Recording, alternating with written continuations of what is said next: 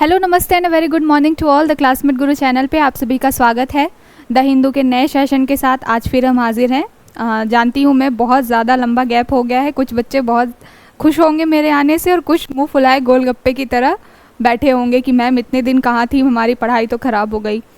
तो trust me, कुछ मजबूरियाँ थी, दूरियाँ थी, इस वजह से नहीं हो पाई आपकी क्लासेस। अदरवाइज़ हम बिल्कुल भी ये नहीं चाहते कि आपकी क्लास किसी भी तरीके से डिले हो, लेकिन कुछ इश्यूज़ थे, इस वजह से क्लासेस नहीं हो पाई कंटिन्यू। बट कोई बात नहीं, आज फिर हम आ गए हैं। आज से फिर हम शुरुआत कर रहे हैं नई तरीके से। नई जो हमारे न्यूज़ है उसको हम आज डिस्कस करने वाले हैं। तो बिना वक्त गवाए हुए, अब बिना डिले किए हुए चलिए शुरू करते हैं हम और आप अपनी पढ़ाई को, अपनी तैयारी को। तो चलिए शुरू किया जाए आज का जो सेशन है। सबसे पहले हम इंपॉर्टेंट हाईलाइट्स को देख लेंगे, उसके बाद जो हमारी जो न्यूज़ है उसको हम देखेंगे, इन डिटेल चर्चा करेंगे। आपके एग्ज़ाम से रिलेटेड जो भी वहाँ पर क्वेश्चंस बन सकते हैं, जो भी फैक्ट हमारे लिए इंपॉर्टेंट हो सकते हैं, उसको हम डिस्कस करेंगे। तो चलिए शुरू करते हैं बिना वक्त गवाए हुए।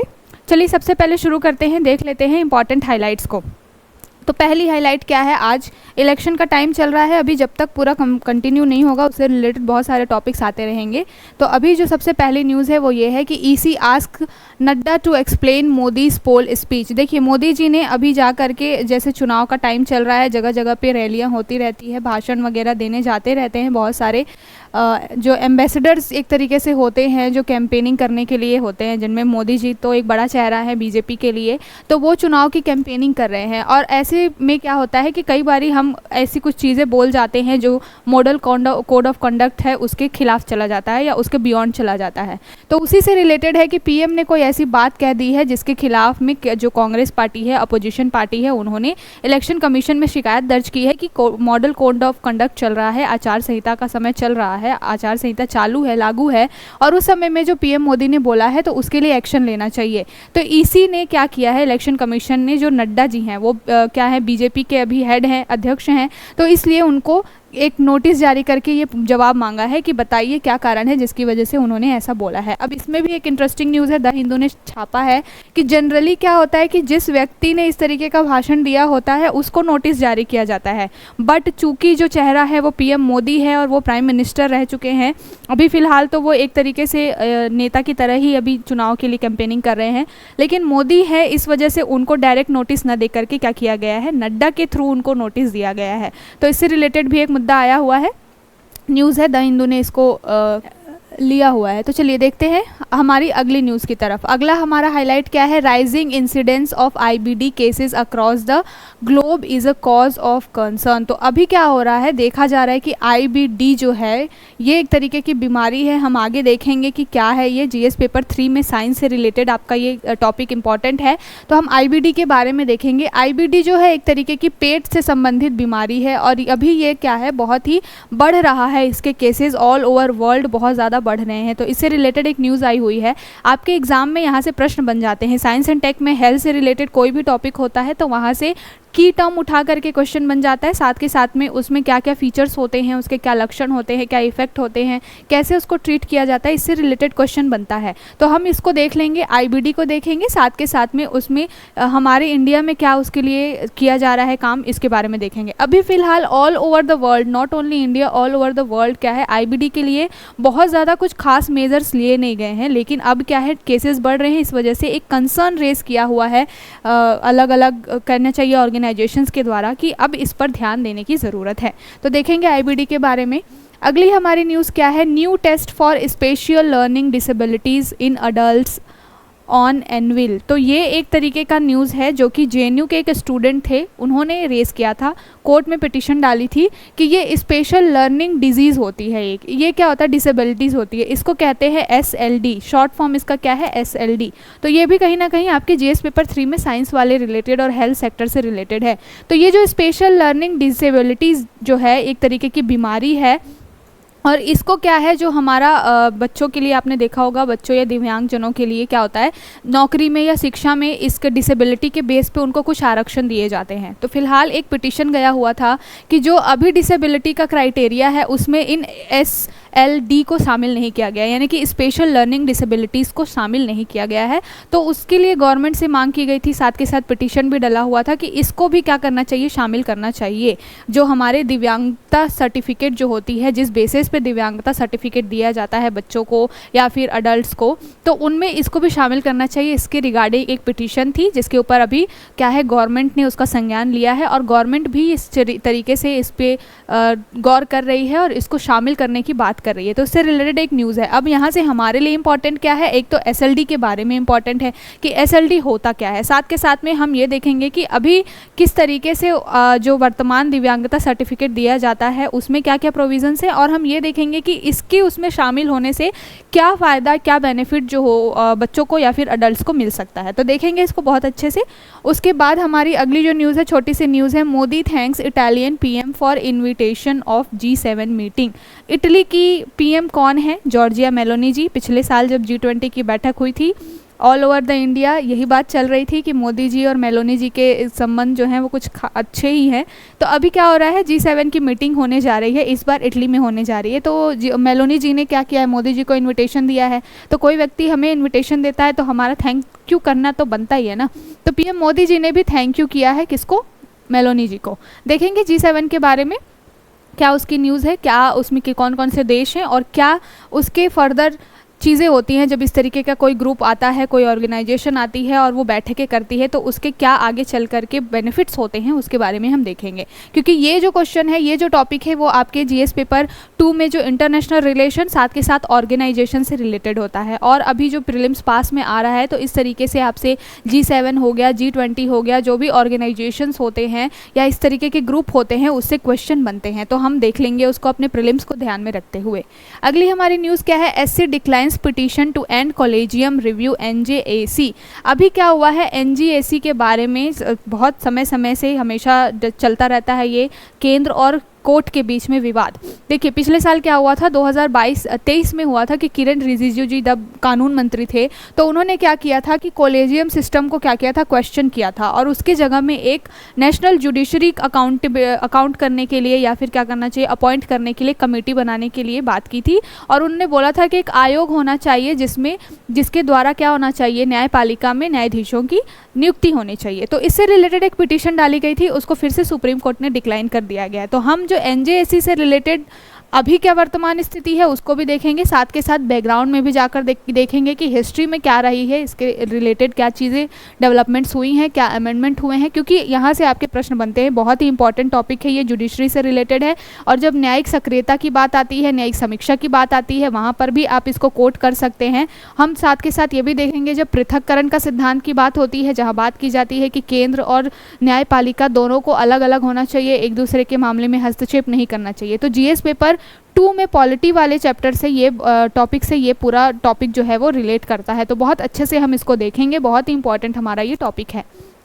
अगला है ocean floor holds vital clues to on weather patterns. तो इसमें बात की गई है कि जो समुद्री सतह है, अभी हमने देखा है कि ग्लोबल वार्मिंग के ज़माने में क्या हो रहा है, इस समय में बहुत ज़्यादा सी सरफेस लेवल बढ़ रहा है। लेकिन इसमें इस आर्टिकल में बात की गई है कि ओशियन फ्लोर में जो समुद्र की सतह है और जो समुद्र की गहराई पर जो सतह है और ऊपरी सतह, इनके बीच में जो डिफरेंस है, इनके बीच में टेम्परेचर का जो गैप है वो बहुत ज़्यादा है। और ये जो चीज़ें होती हैं, ये गैप है क्या बताती हैं, वेदर के बारे में बताती हैं, साथ के साथ क्लाइमेट चेंज के बारे में भी हमको इंडिकेट करती हैं, हमें हिंट देती हैं कि हमारी जो पूरी जो हम सेटअप लेके चल रहे हैं, जो हम काम कर रहे हैं, उसकी वजह से एनवायरनमेंट को क्या नुकसान हो रहा है। तो ये एक छोटा सा आर्टिकल है, ओशियन फ्लोर को वेदर और क्लाइमेट चेंज से रिलेटेड किया गया है, तो देख लेंगे थोड़ा सा। उसके बाद चलेंगे हम अगले हमारे हाईलाइट की तरफ। वो क्या है, do resources of individuals belong to community. इसमें बात की गई है सुप्रीम कोर्ट के द्वारा। देखिए पॉलिटी में आपने जब आर्टिकल्स पढ़े होंगे, DPS भी पढ़ा होगा, तो आर्टिकल 39B और 39C के बारे में पढ़ा होगा। ये अमेंडमेंट करके जोड़ा गया था बाद में, आगे हम चर्चा करेंगे कौन सा अमेंडमेंट था, कब किया गया था और इसमें क्या प्रोविजंस हैं।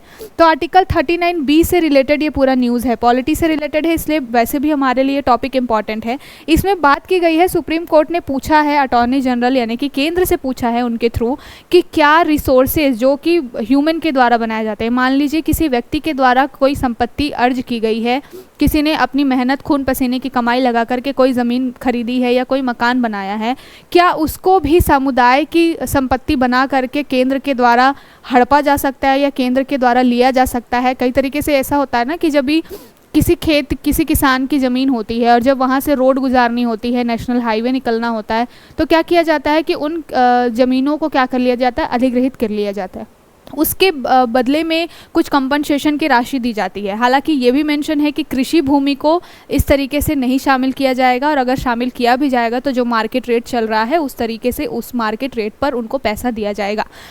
ये जो अलग मैटर है। फिलहाल इस टॉपिक में, इस न्यूज़ में क्या बोला गया है कि कोर्ट ने पूछा है कि क्या ये सही है कि किसी भी व्यक्ति के मेहनत की कमाई से जो बिल्डिंग बनाई गई है, जो भी संपत्ति अर्ज की गई है, उसको केंद्र जो है वो समुदाय की संपत्ति समझ करके या उसको मान करके और अपने डेवलपमेंट के लिए या अवसंरचनात्मक विकास के लिए उसको खुद के लिए उपयोग करने लग जाए। क्या ये सही है? इसके बारे में अटॉर्नी जनरल जी से और उनके थ्रू केंद्र सरकार से सुप्रीम कोर्ट ने जवाब मांगा है। तो देख लेंगे इसको, साथ के साथ पॉलिटी में इससे रिलेटेड क्या टॉपिक है हम उसको भी देख लेंगे, क्योंकि आफ्टर ऑल ये जो टॉपिक है हमारे एग्जाम के से बहुत ही इंपॉर्टेंट है और रिलेट भी करता है। एग्जाम में प्रीलिम्स पास आ रहा है, तो जिस तरीके से फैक्चुअल क्वेश्चंस पूछे जाते हैं उसको ध्यान में रख करके हम इस टॉपिक को डिस्कस करेंगे।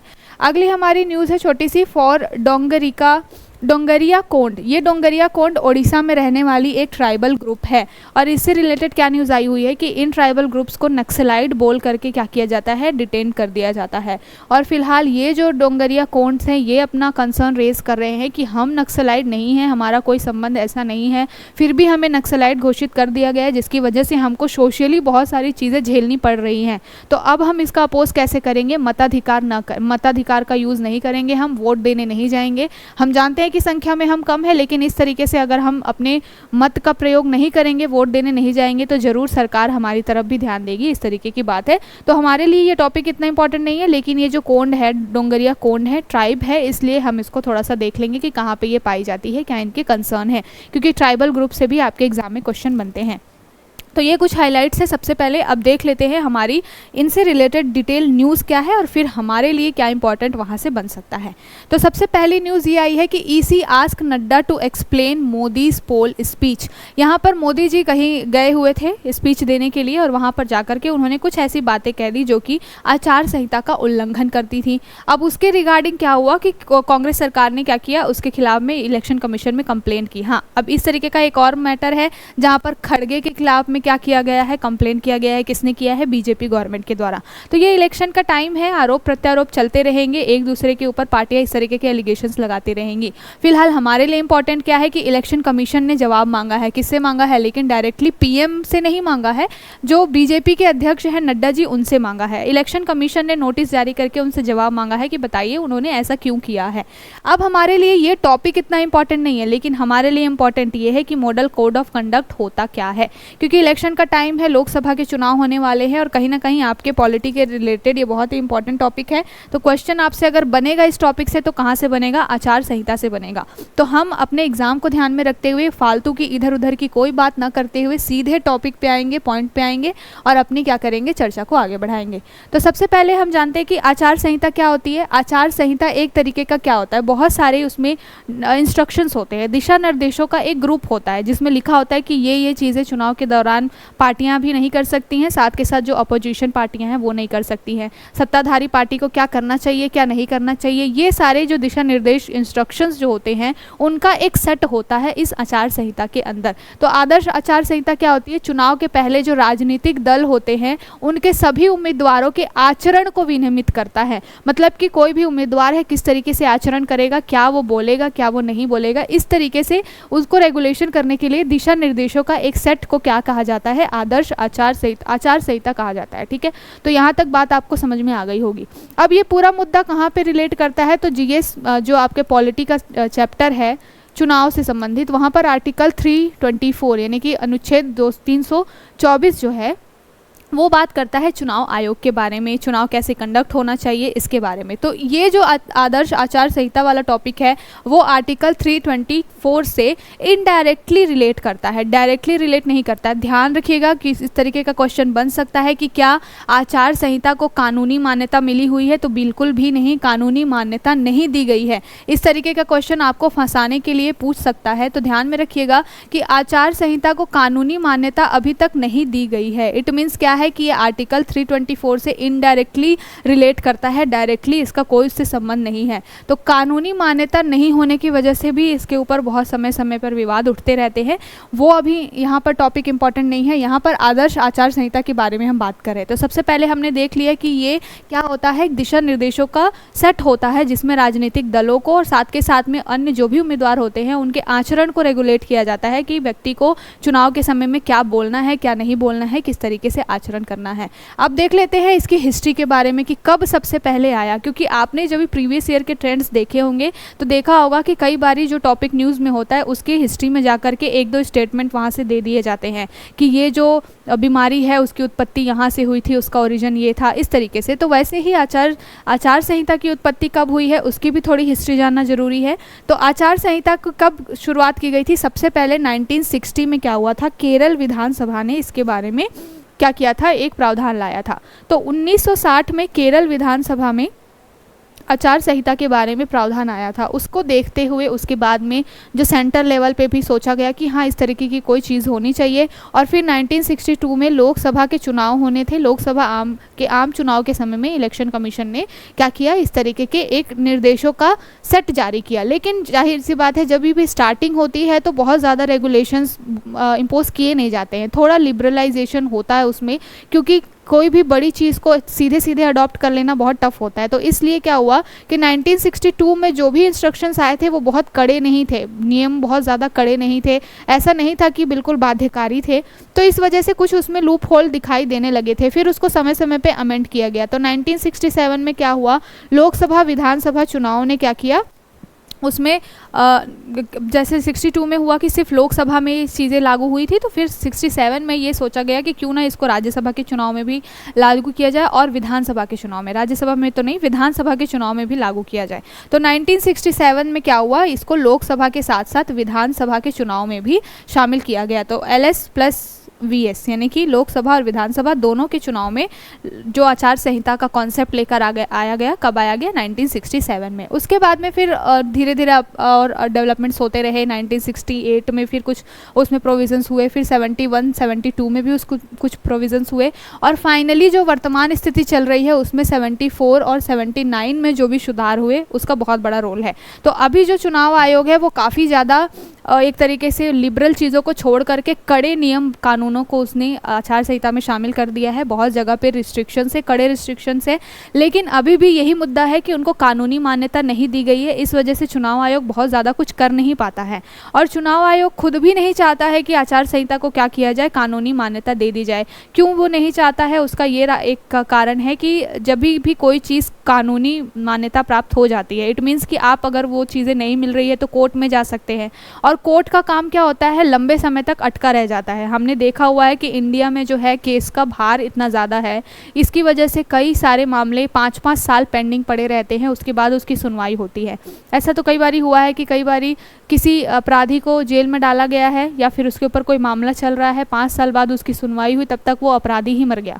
तो मतलब इस तरीके के रीजंस हैं जिसकी वजह से क्या होता है, इलेक्शन कमीशन नहीं चाहती कि आचार संहिता को कानूनी मान्यता दे दी जाए, क्योंकि कानूनी मान्यता दे दी जाएगी तो क्या हो जाएगा, कोर्ट के ऊपर एक डिपेंडेंसी बढ़ जाएगी चुनाव आयोग की। अब किसी भी मामले को, अभी फ़िलहाल क्या होता है कि कोई भी कंप्लेन आती है चुनाव आयोग के पास में, तो उसको वो 45 डेज़ के अंदर क्या कर लेता है, उसको सॉल्व कर लेता है, रिजॉल्व कर लेता है, ठीक है। लेकिन अगर वो कानूनी मान्यता प्राप्त हो जाएगी, कोर्ट में वो चीज़ें पेंडिंग हो जाएगी, तो कहीं ना कहीं जो चुनाव प्रक्रिया है वो पूरी तरीके से सही तरीके से नहीं चल पाएगी, चुनाव प्रक्रिया बाधित हो जाएगी। इसलिए इलेक्शन कमीशन नहीं चाहता कि उसको कानूनी मान्यता मिले। तो ध्यान में रखिएगा, आचार संहिता के बारे में हमने जो भी चीज़ें डिस्कस की, से क्वेश्चन आपके बन सकते हैं। अब हम क्या कर सकते हैं आगे, इसमें और भी क्वेश्चन दिखता है यहाँ पर कि चुनाव आयोग कानूनी रूप से लागू हो सकता है या नहीं। तो मैंने पहले ही बता दिया है कि इसको कोई वैधानिक समर्थन अभी नहीं मिला हुआ है, इसकी वजह से समय समय पर चीज़ें चल रही हैं। जो अभी फ़िलहाल चुनाव आयोग है उसमें कुछ सज़ा वगैरह का प्रावधान होता है। तो चुनाव आयोग किस तरीके से काम करता है, जो IPC और CRPC के कुछ नियम कानून है उसके आधार पर चुनाव आयोग क्या करता है, कुछ सज़ा देता है। चूँकि कानूनी बाध्यता नहीं है, वैधानिकता अभी मिली नहीं है उसको। इस वजह से जो आईपीसी और सीआरपीसी में कुछ उल्लंघन से संबंधित मामले होते हैं, कुछ नियमों के उल्लंघन से संबंधित जो भी मामले होते हैं, वहाँ से अधिकार लेकर के चुनाव आयोग क्या करता है, मॉडल कोड ऑफ कंडक्ट के खिलाफ में जो भी व्यक्ति इस तरीके का काम करता है उसको सजा देने का काम करता है। इसको याद रखिएगा। साथ के साथ एक और पॉइंट है कि 2013 में ही कार्मिक लोक शिकायत कानून और न्याय संबंधी स्थायी समिति ने क्या किया था, एमसीसी यानी कि मॉडल कोड ऑफ कंडक्ट को क्या किया था, कानूनी रूप से बाध्यकारी करने की बात की थी। तो ये एक अनुशंसा मिली थी किसके द्वारा, कार्मिक लोक शिकायत समिति के द्वारा, लेकिन उसको चुनाव आयोग ने अभी तक सही होने नहीं दिया है। क्यों? क्योंकि वही कारण है, कानूनी माध्यता अगर हो जाएगी तो फिर क्या होगा, चुनाव आयोग को कोर्ट के ऊपर डिपेंड होना पड़ेगा, जो कि चुनाव आयोग कहीं नहीं चाहती। इसलिए तो चलिए, ये थी आज की न्यूज़ इलेक्शन से संबंधित। अब चलते हैं हम अगले न्यूज़ की तरफ। ये जो टॉपिक है ये आपका जीएस पेपर 3 में साइंस से रिलेटेड है। साइंस में भी कहाँ से, तो हेल्थ से रिलेटेड ये टॉपिक है, बहुत ही इंपॉर्टेंट है। आपने देखा होगा कि हेल्थ वगैरह से रिलेटेड या टेक्नोलॉजी से रिलेटेड पीटी में क्वेश्चन बहुत पूछे जाते हैं साइंस से रिलेटेड। तो देख लेते हैं क्या न्यूज़ है। Rising incidence of IBD cases across the globe is a cause of concern. तो अभी आईबीडी के बारे में बात की जा रही है यहाँ पे। आईबीडी का फुल फॉर्म क्या है, इन्फ्लामेटरी बाउल डिजीज़। इसको क्या कहते हैं इंग्लिश में, इन्फ्लामेटरी बाउल डिजीज़। ये क्या है, बेसिकली आंत से संबंधित या पेट से संबंधित एक बीमारी है जिसमें क्या होता है, अतड़ियाँ सूज जाती हैं बहुत ज़्यादा और तरह तरीके की परेशानियाँ जो होती हैं, पेट से संबंधित परेशानियाँ वो होती हैं। आफ्टर 30 या आफ्टर 50 to 60 की एज में बहुत ज़्यादा ये होता है, लेकिन अभी फ़िलहाल ये देखा जा रहा है कि 30 के बाद से ही लोगों को इस तरीके की समस्याएँ बहुत ही बढ़ रही हैं। और हर किसी को पता है कि ये क्यों बढ़ रही हैं, क्योंकि हमारा लाइफ स्टाइल इतना ख़राब है, हमारा सोने उठने का टाइम, हमारे खाने पीने का टाइम, हमारे जंक फूड का कंजप्शन इतना ज़्यादा हमारा बढ़ चुका है, जिसकी वजह से क्या हो रहा है, इस तरीके की डिजीज़ बढ़ रही हैं। तो अभी ये बोला गया है कि not only India, across the world जो है आईबीडी से रिलेटेड मामले बहुत ज़्यादा बढ़ रहे हैं और उसको ध्यान देने की ज़रूरत है। तो ये जो पूरा टॉपिक है इसमें आईबीडी से रिलेटेड बात की गई है और अलग अलग जो ग्रुप है, ऑर्गेनाइजेशंस हैं, उन्होंने क्या क्या बोला है, इससे रिलेटेड क्या समस्याएं आती है, इसके बारे में बात की गई है। अब हमारे लिए क्वेश्चन कहाँ से बनता है, हमारे लिए क्वेश्चन बनता है कि आईबीडी होता क्या है और ये किस तरीके से काम करता है और इंडिया में किस तरीके की समस्याएं इससे रिलेटेड आती है, क्योंकि क्वेश्चन आपके बनेंगे तो वहीं से बनेंगे। तो इसलिए देख लेते हैं कि आईबीडी क्या होता है। तो आईबीडी है एक तरीके की बीमारी जिसमें आंत और पेट के अंदरूनी हिस्से में क्या हो जाती है, स्वेलिंग हो जाती है। यानी कि आंत में, अतड़ियों में, पेट में क्या हो जाता है, स्वेलिंग हो जाती है, जिसकी वजह से क्या होता है, बहुत सारी दिक्कतें होती हैं और पाचन से संबंधित, डाइजेशन से संबंधित प्रॉब्लम्स होती हैं। इसका रीज़न क्या है, वीक इम्यूनिटी खराब होने की वजह से या रोग प्रतिरोधक क्षमता खराब होने की वजह से क्या होता है, ये जो बीमारी है वो होती है। लेकिन इसका अभी पूरी तरीके से ये नहीं पता लगाया जा सका है कि क्या मेन रीज़न है या मुख्य कारण क्या है जिसकी वजह से ये हो रहा है। फिलहाल ये मान के चला जाता है कि वीक इम्यूनिटी जिसकी होती है, जिसका डाइजेस्टिव सिस्टम बहुत अच्छा नहीं होता है, जिसकी रोगों से लड़ने की क्षमता कम है, उस व्यक्तियों को इस तरीके की बीमारी सबसे ज़्यादा होती है। और भारत में, या फिर कहना चाहिए इस आईबीडी से रिलेटेड मुख्य रूप से 2 बीमारियां बहुत ज़्यादा कॉमन है जो कि देखने को मिलती है। एक तो है क्रोहन रोग, याद रखिएगा, कहीं पर नाम देकर पूछा जा सकता है। दूसरा है अल्सरेटिव कोलाइटिस। तो ये 2 तरीके की बीमारियां हैं जो इंडिया में साथ के साथ में ऑल ओवर वर्ल्ड बहुत ज़्यादा देखने को मिलती हैं। तो इन दोनों को याद में रखिएगा। कहीं पर अगर ये क्वेश्चन में या फिर कहीं पर आपको ये 2 नाम दिख जाएं तो आपको ये हिंट करना चाहिए कि ये आईबीडी से रिलेटेड है, इन्फ्लामेटरी बाउल डिजीज़ से रिलेटेड है ये दोनों रोग। ठीक है, तो कौन से रोग है, एक तो अल्सरेटिव कोलाइटिस और दूसरा है क्रोहन रोग। ये क्या है, आंत और पेट से संबंधित बीमारियां हैं जिसको एक तरीके से अल्सर भी कह दिया जाता है। ठीक है, और इसमें क्या होता है, मांसपेशियों में स्वेलिंग आ जाती है, अतड़ियों में स्वेलिंग आ जाती है, जिसकी वजह से ये होता है। अब इसके बहुत सारे कारण हैं, जैसे मैंने बता दिया, इम्यूनिटी वीक होने की वजह से। और इसमें लक्षण क्या होते हैं, वही सिम्टम्स होते हैं, जैसे कि भूख कम लगना, बहुत ज़्यादा वेट कम हो जाता है अचानक से, बहुत ज़्यादा लूज मोशन होने लग जाते हैं। मतलब जो नॉर्मल चीज़ें होती हैं, जो रोग प्रतिरोधक क्षमता कम होने की वजह से बच्चों को होती हैं या फिर अडल्ट्स में होती हैं, उसी तरीके की जो लक्षण है वो इसमें दिखाई देते हैं। तो आपसे जब भी हेल्थ से रिलेटेड क्वेश्चन पूछा जाता है तो इस तरीके से कई बार स्टेटमेंट वाइज क्वेश्चन बन जाते हैं, इसलिए हमने उसको यहाँ पर डिस्कस किया। अब चलते हैं हमारे अगले टॉपिक की तरफ। अगला टॉपिक क्या है, new test for special learning disabilities in adults on anvil. अभी ये जो न्यूज़ आई हुई है उसमें यूनियन गवर्नमेंट है ये सोच रही है, अभी फ़िलहाल की जो स्पेशल लर्निंग डिसेबिलिटी है है यानी कि SLD है, इसको क्या किया जाए, अब रेगुलेट करने की ज़रूरत है और इसके संबंधित कुछ नियम कानून बनाने की ज़रूरत है। और ये क्यों बनाने की ज़रूरत है, अभी तक क्या होता है कि जो डिसेबिलिटी से रिलेटेड एक्ट है उसमें SLD को शामिल नहीं किया गया है। SLD क्या है, इसमें एक बीमारी नहीं होती, इसमें बहुत सारी बीमारी होती है। जैसे कि एक तो है कि बच्चा कोई डिसेबल है, दिव्यांग है, जो कि सुन नहीं सकता, बोल नहीं सकता, वो तो है। साथ के साथ में इसमें ये भी होता है कि आपने देखा होगा कि कई बच्चे ऐसे होते हैं जो बहुत ही वियर्ड सा बिहेव करते हैं, जो बहुत हिलते दुलते होते हैं या कहीं इधर उधर देख रहे होते हैं, आई कांटेक्ट करके बात नहीं कर पाते हैं, एक उस तरीके की बीमारी होती है। साथ के साथ में आपने देखा होगा कि कई बच्चे मानसिक रूप से बहुत ही कमज़ोर होते हैं। स्कूल में भी एक तरीके के बच्चे तो होते नहीं, आपने क्लास में देखा होगा कि कुछ बहुत ज़्यादा एक्स्ट्रा ऑर्डिनरी होते हैं, कुछ एवरेज होते हैं, कुछ बिलो एवरेज होते हैं और कुछ एकदम ही मंद होते हैं। मतलब कि वो उनकी मानसिक स्थिति ऐसी होती है कि वो चीज़ों को ग्रैब नहीं कर पाते हैं। तो वही चीज़ें क्या होती हैं, SLD के अंदर आती है। ये जो स्पेशल लर्निंग डिसेबिलिटीज़ हैं, लर्निंग डिसेबिलिटीज़ इसके नाम में ही दिख रहा है कि पढ़ने में या सीखने में बच्चों को क्या होती है, असुविधा होती है। तो इससे रिलेटेड जो चीज़ें हैं उसको शामिल करने की बात की जा रही है फ़िलहाल अभी जो दिव्यांगता से रिलेटेड हमारे यहाँ कानून है या नियम है उसमें। अभी फ़िलहाल क्या हो रहा है कि इस तरीके की चीज़ों को इंडिया में कंसिडर नहीं किया गया है। इस वजह से क्या होता है कि कई इस तरीके के बच्चे जो हैं जो कि शिक्षा में या नौकरी में रिजर्वेशन पाने से चूक जाते हैं। तो इसलिए JNU के एक स्टूडेंट हैं, जो पहले स्टूडेंट थे जवाहरलाल नेहरू यूनिवर्सिटी के, उन्होंने एक पिटीशन डाली थी और उन्होंने ये बोला था कि इस तरीके की जो बीमारियां हैं इसको भी कंसिडर करना चाहिए, क्योंकि बहुत बड़ा तबका जो है इसकी वजह से छूट जा रहा है कहीं पे, जिनको आरक्षण का लाभ नहीं मिल पा रहा है या दिव्यांगता का जो भी सर्टिफिकेट है उसमें इन तरीके की चीज़ों को शामिल नहीं किया जा पा रहा है।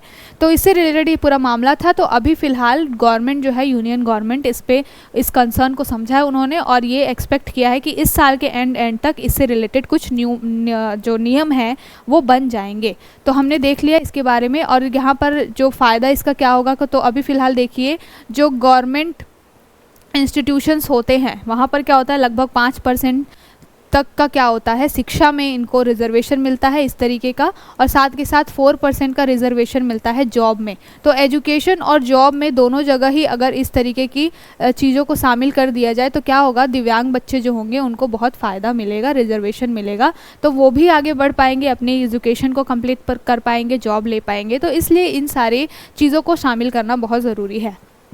तो ये जो थी साइंस से रिलेटेड क्वेश्चन था, इसलिए हमने उसको यहाँ पर डिस्कस किया। जब इस पर कानून बन जाएगा उसके बाद हम इसको और भी बहुत अच्छे से डिटेल में डिस्कस करेंगे।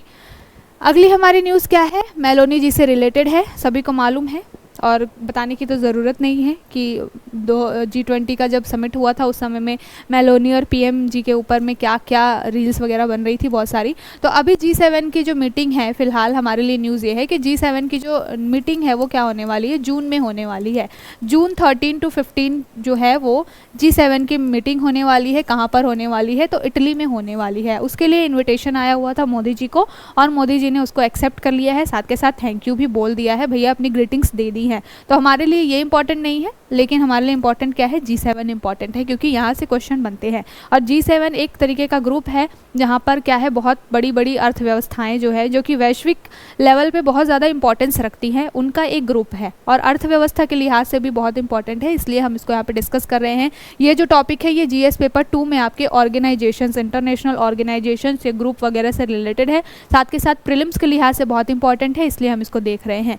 अब देख लेते हैं कि G7 में कौन कौन से देश हैं। तो 7 देश हैं। ये जो 7 होता है, जैसे कि G7 हो गया, G8, GS7 हो गया है, देखिए G7 हुआ या फिर G8 हुआ, G20 हुआ, तो ये नाम क्यों होते हैं, G77 भी है वैसे, लेकिन ज़्यादा इंपॉर्टेंट हमारे लिए ये छोटे छोटे देश होते हैं, क्योंकि इसमें देशों की संख्या कम होती है। तो जनरली क्वेश्चन यहाँ से आपके बन जाते हैं कि इनमें कौन से देश शामिल है, कौन से देश शामिल नहीं है, इसलिए ध्यान से इसको भी पढ़िएगा कि G7 में कौन कौन से देश है, G8 में है और G20 में कौन है। G8 में पहले रशिया हुआ करता था, उसको अभी यूक्रेन और रशिया वॉर की वजह से निकाल दिया गया है। तो फिलहाल जो G7 कंट्रीज़ हैं इनमें कौन कौन से देश है, तो देखिए सबसे पहले कनाडा, फिर अमेरिका, उसके बाद ब्रिटेन, फ्रांस, जर्मनी, जापान और इटली। तो आपको यहाँ पे दिख रहा होगा कि कनाडा और अमेरिका ये जो अमेरिकन कॉन्टिनेंट से आते हैं, ठीक है। उसके बाद में ये ब्रिटेन, फ्रांस, जर्मनी, जापान और इटली। तो आप ब्रिटेन, फ्रांस, जर्मनी, इटली ये सारे यूरोपियन हैं और साथ के साथ में जापान जो है वो आपका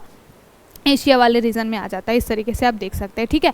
तो ये जो 7 कंट्रीज़ हैं जो क्या है G7 के मेंबर्स हैं, नाम अच्छे से याद रखिएगा, इसको मैं फिर एक बार रिपीट कर देती हूँ कौन कौन है। तो आपके यहाँ पर G7 कंट्रीज़ में देश कौन कौन से हैं, Canada, America, Britain, France, Germany, Japan और इटली। तो इन 7 देशों का जो है एक समूह है। अब इसमें आपने देखा होगा कि भारत को इन्वाइट किया गया है, तो भारत कहाँ से आ गया, भारत तो G7 में है ही नहीं।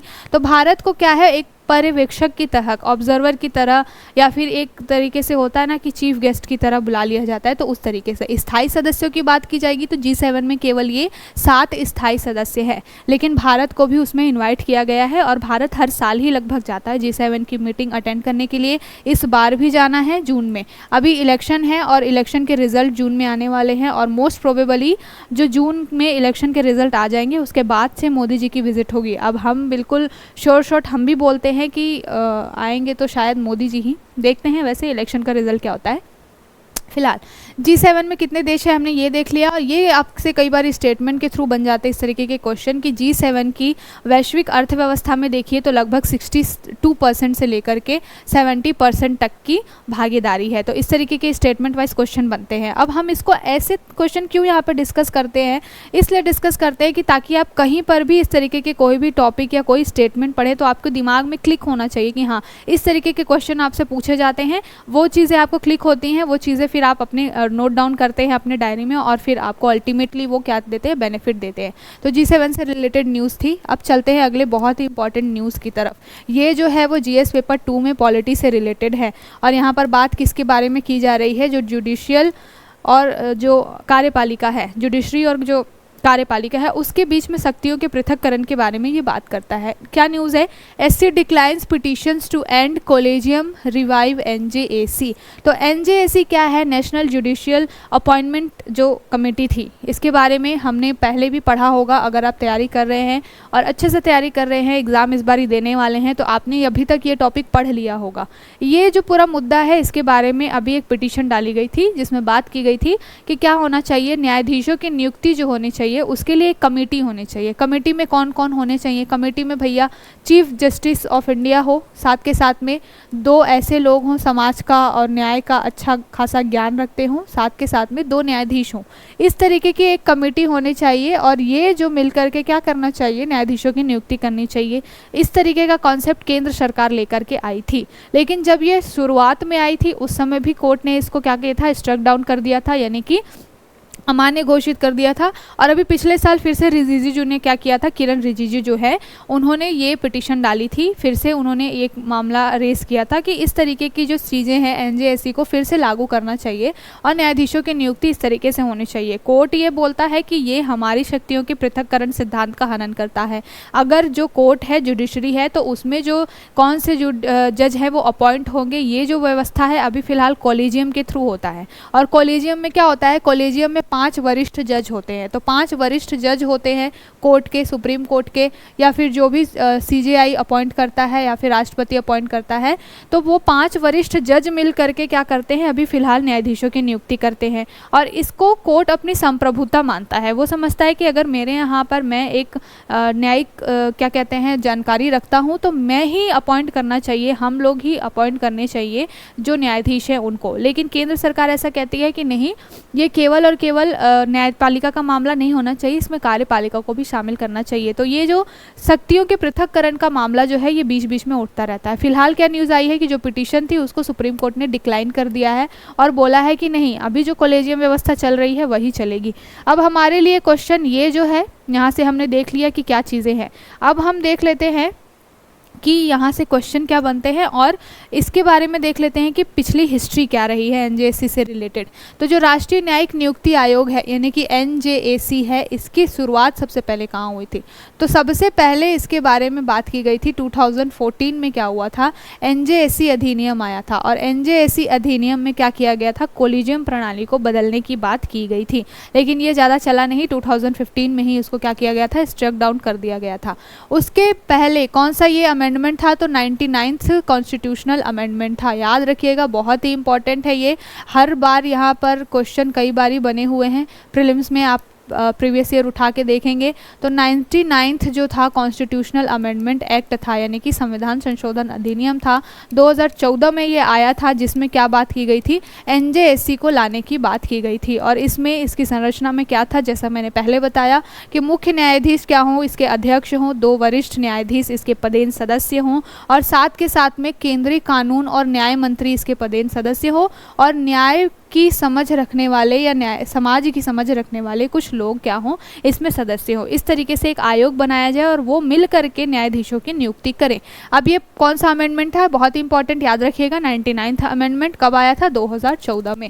लेकिन उसको कोर्ट ने स्ट्रक डाउन कर दिया था, ये कहते हुए कि ये हमारे बेसिक स्ट्रक्चर का उल्लंघन करता है, जिसमें शक्तियों के पृथक्करण की बात की गई है। साथ के साथ में हमारे लिए हम आर्टिकल मेंशन है, कौन से आर्टिकल 124 का 2 और 217, यानी कि आर्टिकल सर्वोच्च न्यायालय से संबंधित हो तो आर्टिकल 124 यानी कि अनुच्छेद 124 7 कहता है कि वहाँ पर नियुक्ति किसके द्वारा होगी, जजों की नियुक्ति, कोलेजियम व्यवस्था है, वहाँ पर जजों की नियुक्ति से संबंधित प्रावधान है। साथ के साथ में आर्टिकल 217 कहता है कि हाई कोर्ट में जजों की नियुक्ति के लिए प्रावधान है।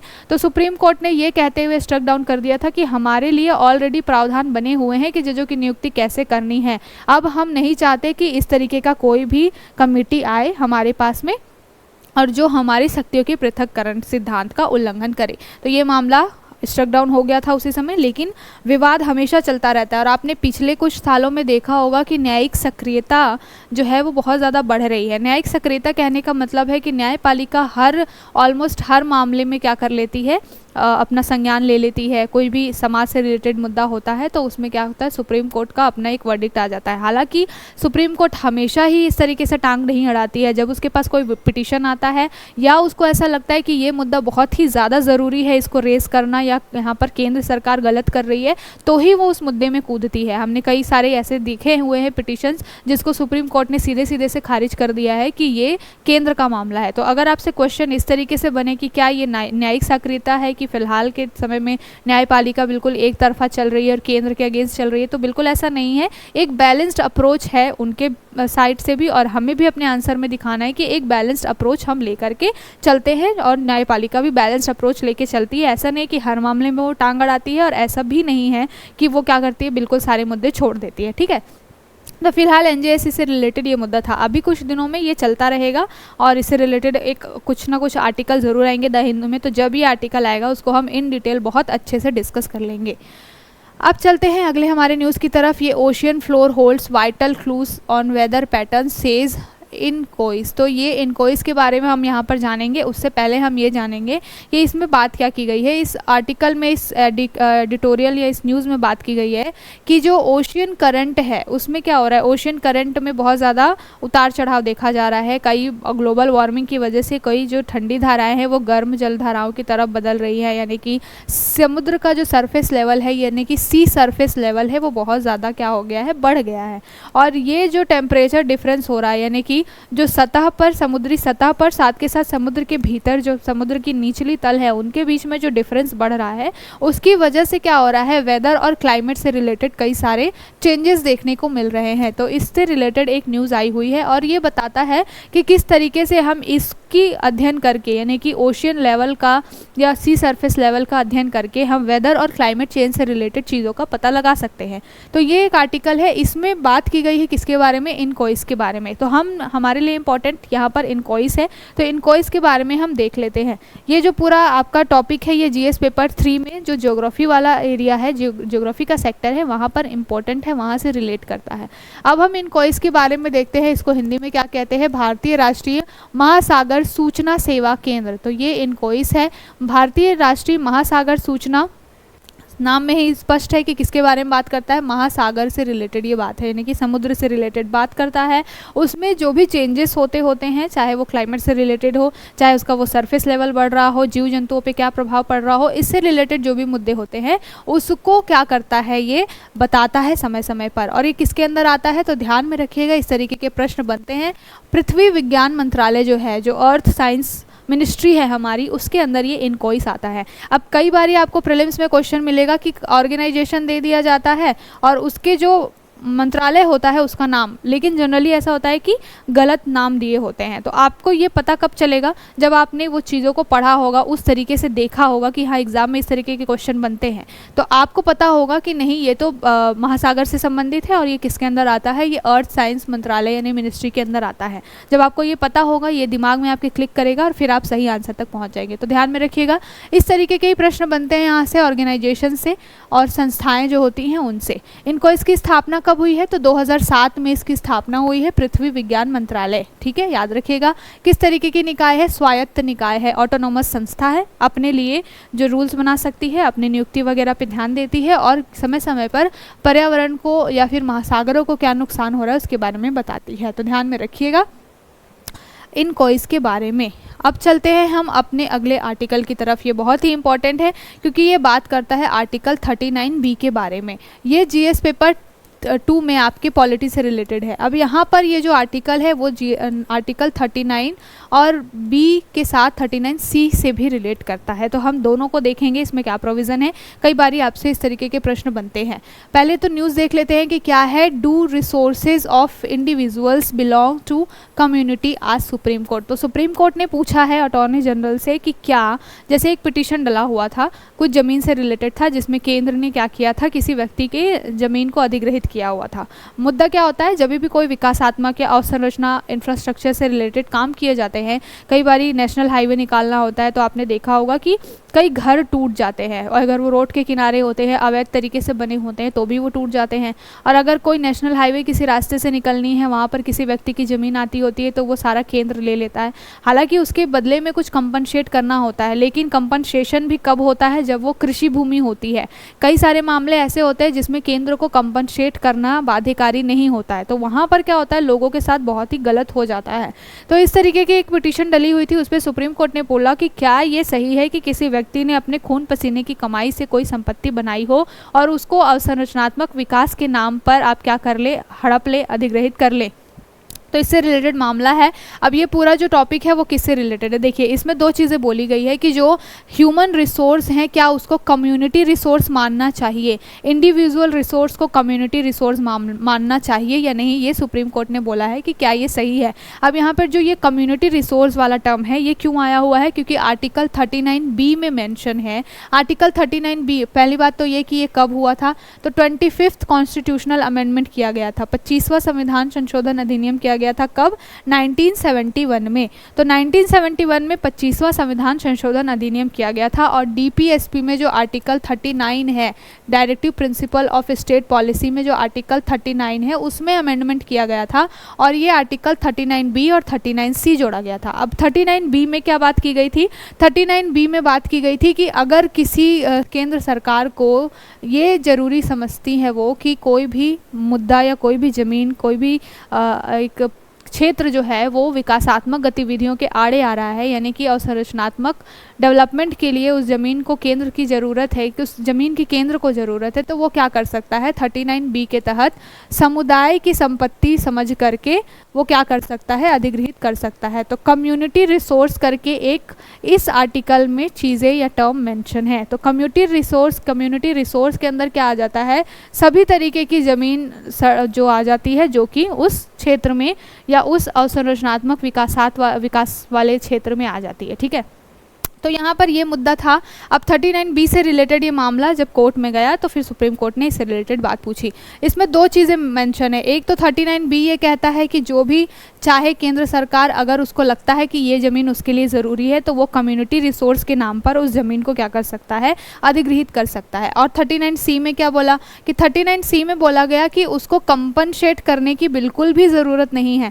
अगर वो इस तरीके से कम्युनिटी रिसोर्सेज के नाम पर किसी ज़मीन को अधिग्रहित करता भी है तो उसको कंपनसेशन देने की बिल्कुल भी ज़रूरत नहीं है, अनटिल एंड अनलेस क्या हो, अगर वो कृषि भूमि है, किसी किसान की ज़मीन आ गई है तो ही उसको कंपनसेट करना होगा। और कृषि भूमि में जब कंपनसेट होगा तो वो क्या होगा, बाजार दरों पर, यानी कि मार्केट प्राइस जो चल रहा होगा करंट में उसके बेस पर ही उस किसान को क्या किया जाएगा, पेमेंट की जाएगी। तो ध्यान में रखिएगा, कई बार इस तरीके के क्वेश्चन आपसे बनेंगे अगर ये टॉपिक बहुत ज़्यादा हाईलाइट होता है तो आर्टिकल 39B में क्या है कि केंद्र सरकार सरकार चाहे तो किसी के ज़मीन का अधिग्रहण कर सकती है अगर उसको लगता है कि ये ज़मीन ज़रूरी है और विकासात्मक गतिविधियों के लिए इसका उपयोग होना ज़रूरी है तो। और 39C में क्या है कि कंपनसेशन देने की कोई ज़रूरत नहीं है अनटिल एंड अनलेस क्या होना चाहिए, वो ज़मीन कृषि भूमि वगैरह हो तभी जा कर के कंपनसेशन देना होगा। तो ये जो न्यूज़ थी वहाँ पर हमारे लिए इम्पॉर्टेंट जो था ये आर्टिकल 39B और आर्टिकल 39C, इसलिए हमने इसको यहाँ पर क्या कर लिया, डिस्कस कर लिया। अब चलते हैं हमारे अगले और लास्ट आर्टिकल की तरफ। ये क्या है, डोंगरिया कोंड। डोंगरिया कोंड एक तरीके की ट्राइब है। ये कहाँ पर पाई जाती है, जनरली जो है वो उड़ीसा में पाई जाती है। इनका क्या कंसर्न है, अभी ये कंसर्न है कि इनके लगभग जितने भी आबादी है उन सभी को नक्सलाइट घोषित कर दिया गया है और नक्सलाइट घोषित करके क्या किया गया है, इनको डिटेन कर दिया गया है। अब इसमें एक चीज़ ये भी है कि कई ऐसे स्टेट्स हैं जैसे कि छत्तीसगढ़ हो गया, उड़ीसा हो गया, यहाँ पर क्या चल रहा है, वहाँ की जो स्टेट गवर्नमेंट है ये एक कैंपेन चलाती है, इस तरीके की एक नीति चलाती है, पॉलिसी। उसमें क्या है कि जो भी व्यक्ति जो नक्सलाइट है वो अगर स्वेच्छा से इस चीज़ को क्या छोड़ना चाहता है और अपने आप को सरेंडर करना चाहता है तो फिर उसको मेन स्ट्रीम में लौटने के लिए जो गवर्नमेंट है वो 2 लाख रुपए देती है, 2 लाख रुपए और साथ के साथ आजीविका देती है। ठीक है, तो इस तरीके की चीज़ें क्या हो रही हैं, छत्तीसगढ़ उड़ीसा जैसे जो नक्सल से प्रभावित बहुत ज़्यादा क्षेत्र हैं वहाँ पर ये चल रही है। अब यहाँ पर ये न्यूज़ जो आई हुई है उसमें यह है कि ये जो डोंगरिया कोंड है इनको भी नक्सलाइट घोषित कर दिया गया है। इनमें से कई लोगों ने सरेंडर कर दिया है, लेकिन फिलहाल क्या हो रहा है, चूंकि इनको नक्सलाइट घोषित कर दिया गया है इस वजह से इनको सामाजिक रूप से बहुत ज़्यादा ही क्या हो रही है, हानि हो रही है। समाज में बहुत सारी चीज़ें इनको सुननी पड़ रही है, तकलीफ झेलनी पड़ रही है। तो इसलिए इन्होंने क्या किया है, अभी ये कंसर्न उठाया है कि अभी जो इलेक्शन होने वाले हैं उसमें हम वोट देने नहीं जाएंगे, हम बॉयकॉट करेंगे, सो दैट क्या हो, गवर्नमेंट का ध्यान इस तरफ से हो। अब ये बहुत ही एक इंपॉर्टेंट चीज़ है कि एक तो ट्राइबल पॉपुलेशन को ये बोला जाता है कि वो अपने अधिकारों के लिए इतनी अवेयर नहीं है, वो मेन स्ट्रीम से बहुत दूर है, मुख्य धारा से बहुत दूर है, उनको शिक्षा की उतनी व्यवस्था नहीं है, उनको स्वास्थ्य की इतनी व्यवस्था नहीं है। लेकिन यहाँ पर एक अलग तरीके का कॉन्सेप्ट निकल के आ रहा है कि ये जो डोंगरिया कोंड है वो क्या है, एक तरीके से इतनी जागरूक है, इतनी सजग है कि वो समझती है कि अगर हम वोट देने नहीं जाएंगे तो कहीं ना कहीं इसका प्रभाव जरूर पड़ेगा। हालांकि इसमें ये चीज़ें मेंशन उन्होंने की है कि हम संख्या में बहुत कम है इसलिए बहुत ज़्यादा तो प्रभाव नहीं पड़ेगा, फिर भी थोड़ा बहुत ही सही हम क्या कर पाएंगे, इफ़ेक्ट कर पाएंगे गवर्नमेंट को, सो दैट वो क्या करे, हमारी पॉलिसीज़ को समझे, हमारी तकलीफ़ों को समझे और हमारे लिए कुछ पॉलिसीज़ बनाए। आज के लिए इतना आर्टिकल था। और अंत में जैसे मैं हमेशा ही बोलती हूँ कि जो भी नॉन सब्सक्राइबर लोग हैं जो हमारे वीडियो देखते हैं, अगर आपको हमारी पहल अच्छी लगती है तो आप प्लीज़ पहले सब्सक्राइब करिए, हमें थोड़ा सा मोटिवेट करा करिए। तो आज के लिए इतना ही, ये था आज के पूरे इंपॉर्टेंट टॉपिक्स जो भी हमारे एग्ज़ाम से रिलेटेड थे उसको हमने डिस्कस किया। आज के लिए इतना ही है, अब कल फिर मिलेंगे नए टॉपिक्स के साथ, नई एनर्जी के साथ। तो तब तक के लिए थैंक यू सो मच, कल फिर मिलते हैं।